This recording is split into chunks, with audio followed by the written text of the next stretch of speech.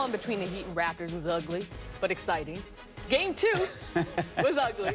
It's kind of an oxymoron. but exciting. Kind of what the series has been a little bit. Kyle Lowry's been ice cold. A shot after game 1 in the 4th, 4 to go.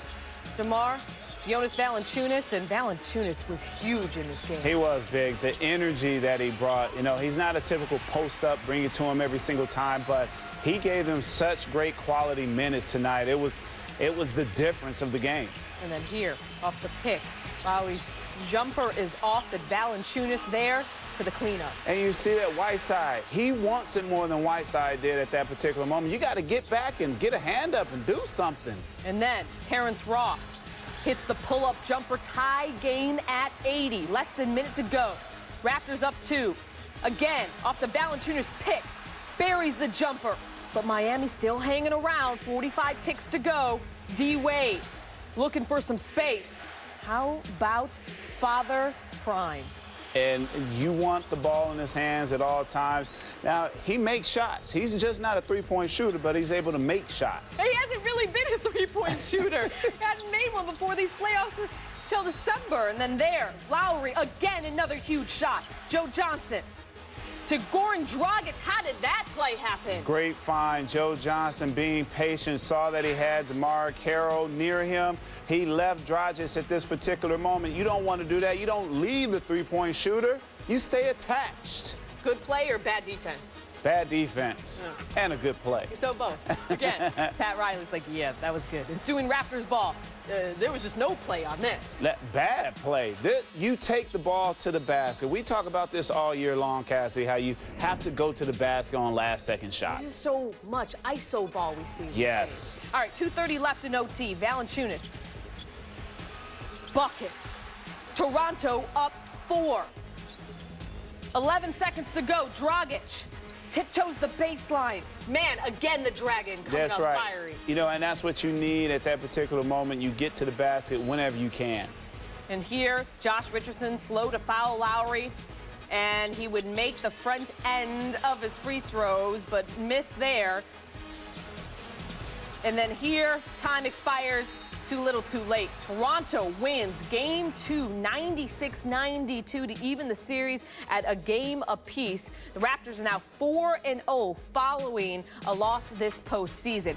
Jonas Valanciunas, 15 points, 12 rebounds, and 11 points came in the 4th quarter. The Raptors actually started OT on a 6-0 run. Now, the Heat probably not happy with the loss, but they head back to Miami, tied up with this 1 game apiece. He had 17 points, D-Wade did, and he spoke about the loss and their turnovers, as they had 21 turnovers in this game. I feel like if we don't turn the ball over 20 sometimes, we'll be fine. Offense is fine, and we can't keep giving up 20 turnovers a game. You know, that limits us a lot. It allows us to see their set defense a lot. So offense has been good enough to this point. It's nothing about our offense. We just got to do a better job of taking care of the ball. Things can happen in one game, and you'll look totally different another game. You know, nothing's guaranteed. Momentum doesn't carry over. We've already proven that, you know, we can have a great offensive outing, and then the next night it might be different. That's the playoffs. That's what happens in competition. You can't necessarily predict. At the end of the day, we still had a great opportunity to win on the road. They just made a lot of more plays than we did down the stretch. We made more plays than they did last game. It's highly competitive, going back and forth. But the big plays, you know, they were making the offensive rebounds, the drives, things of that nature. It's not always going to go to your identity. The other team has something to say about it. We're going to try to get back to playing how we are when we're at our best. But if it doesn't work out that way, okay, then we got to figure that out as well. So as I said, the Heat committed 21 turnovers, including 11 in the first quarter. The Heat's turnovers led to 24 points for the Raptors. They scored 11 points off these turnovers in transition. And Toronto shot 9 of 17 directly following a Heat turnover. So we know turnovers were an issue in this game, but it was still very close. So ultimately, what went wrong for the Heat? Well, I think they hit that dry spell, and that, again, it goes to guys trying to do a little too much off the dribble, not utilizing analyzing the movement of the offense or what have you. You have Joe Johnson here. Up until this point, Joe Johnson was 8 for 16. We say that's 50%. That's good. But he missed like his next 6 shots, where he ends up finishing 8 for 22. That's unacceptable for a player of his caliber, because you don't want to go through those dry spells. He was real good in the third quarter. So you go back to those guys who can get you different things, because he creates a matchup problem.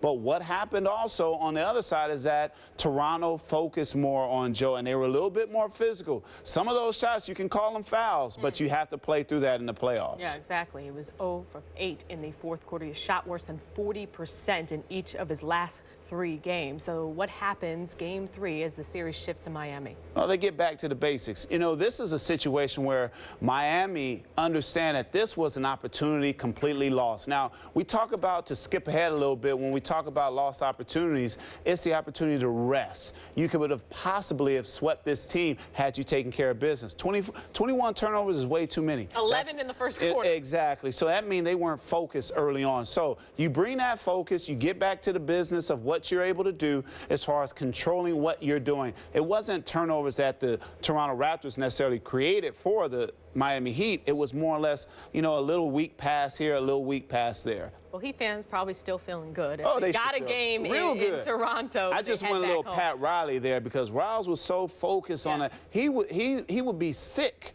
about something like this, because it was an opportunity. As bad as you play, you still had an opportunity to win this game. Well, we'll see what happens in Miami. Game 3 is Saturday at 5 Eastern. You can see it on ESPN.